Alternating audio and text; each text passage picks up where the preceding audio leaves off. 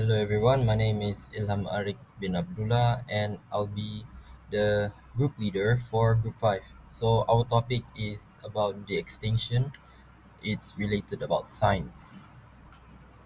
As you all know, this is my team. We consist of four people, which is Najla Hayuni binti Aslin, Ahmad Ashraf Al-Baiti bin Amir, Nurul Nisa binti Ahmad Nazrin, and myself, Ilham Arik bin Abdullah.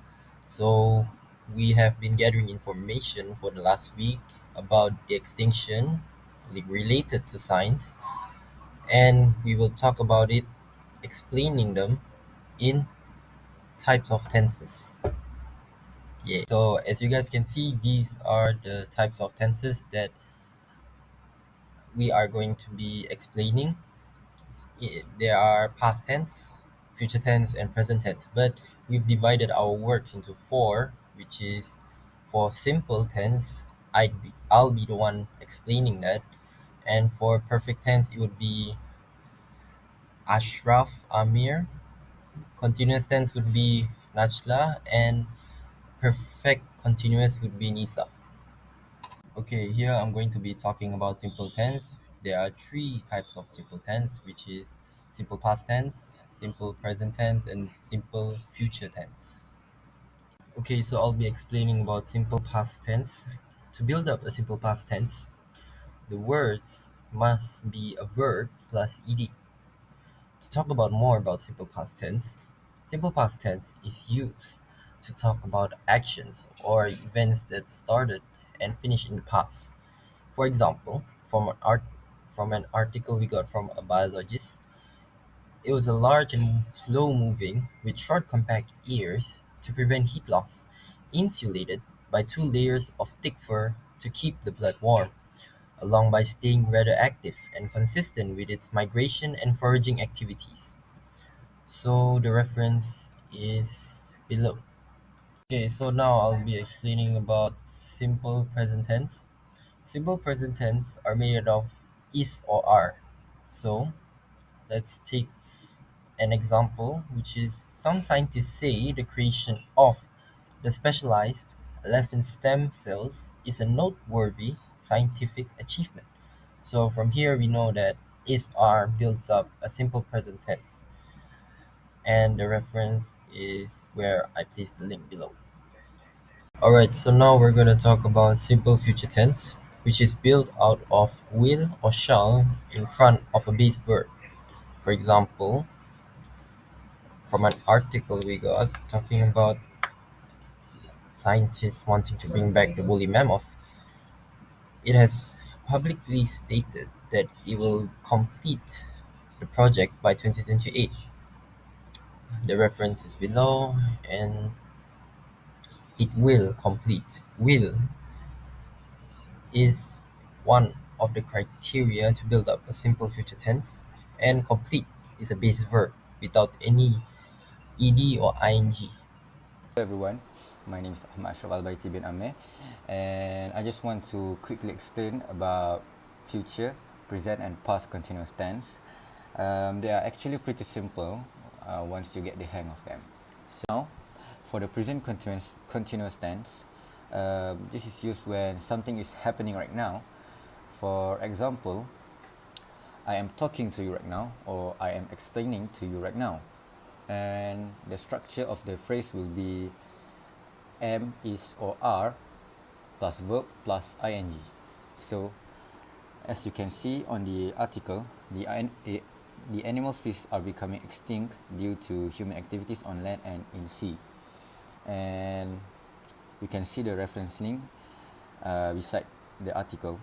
So, that's it. So, for the past continuous tense, this one is used for something that happened in the past, and the structure of the phrase will be was or were plus verb plus ing.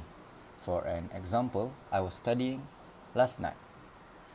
And as you can see on the article, in which he estimated that 40,000 species were disappearing each year. So you can see the reference link also, and that's it. It's actually like saying this was in progress at that time. Okay. Now for the last one, future continuous tense. This is used for something that will happen at certain point in the future. So the phrase will be or shall be plus verb plus ing. So I have an example from the article. An average of 100 species per day will be vanishing by the end of century. So that's all from me. Thank you. Good morning, everyone. Today, I would like to talk about one of the most important aspects of English grammar, the perfect tense. As advanced learners, you are likely familiar with basic verbs tenses, but mastering the perfect tense is crucial for expressing time relationship more precisely, especially in writing, communication, academic communication, and advanced speaking contexts. There are three main of perfect tense in English. One of them is past perfect, present perfect, and future perfect. Let's explore one of them. As I mentioned earlier, there are three perfect tenses: past, future, and present. So I will start with talk about past perfect tense. The past perfect tense is used to show an action was complete before another action or time in the past. As we can see in the example, it said that the colossal team and Dr. Chud had already sequenced 23 Asian elephant genomes. If we want to form a past perfect tense, we need had plus with past participle. We have in here, and the past participle is sequence, and if we combine together it will be past perfect tense. Next, I will talk about present perfect tense. The present perfect tense is used to talk about action or events that happen at an unspecified time in the past but are still relevant now, or start in the past and continue up to the present.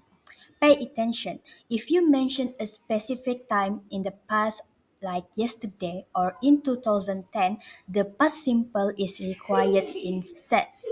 So, as example here, the extension, the process of resurrecting species that have died out or gone extinct. If you want to form a the present perfect tense, you need have or has plus past participle. As you can see, there is have and the past is died. And if you combine both of them, they are present perfect tense. Lastly, I will talk about future perfect tense. The future perfect tense describes an action that will be complete before a specific time in the future. It's often used with the time expression like by tomorrow, by next week, before 2026, and more. Example here, by 2029, Revive and Restore will have hatched the first generation of passenger pigeons for captive breeding. If you want to form a future perfect tense, you need a will have plus with past participle. As you can see, there is will have plus and the past participle is hatch. Hi guys, so my name is Runisa and I'll be explaining you guys about perfect continuous tense. This tense is to describe an action that started earlier, continue for some times, and is connected to another time. There are three main forms for this tense, which is past perfect continuous tense, present perfect continuous tense, and future perfect continuous. First is present perfect continuous tense. This tense is used to show an action that started in the past and still continuing until now or has just stopped. For this tense, it will be formed with has or have plus been plus verb ing. For an example, we have been living in a world with genetically modified organisms being sold in supermarket and domestic cats inhabiting almost every part of the globe. Second is past perfect continuous tense. This tense is to show an action that was ongoing in the past before another past event. This tense is formed with had been plus verb ing. For an example, the debates over whether the wolves are a carbon copy of their extinct forerunners misses the point, Shapiro said, adding that the team had been successful in resurrecting the functional essence of the Taiwan. The third is future perfect continuous tense. This tense is to show an action that will continue up to a point in the future. This tense is formed with will have been plus verb ing. For an example is I will have been working, she will have been studying, and they will have been waiting. So, to conclude, these four tenses are very useful because they help us explain actions clearly. The simple tense is for facts or habits. The continuous tense shows actions in progress. The perfect tense connects actions across time. And the perfect continuous tense shows actions that continue over a period of time. By understanding and using them correctly, we can speak and write English more clearly. That's all from our group. Thank you for listening.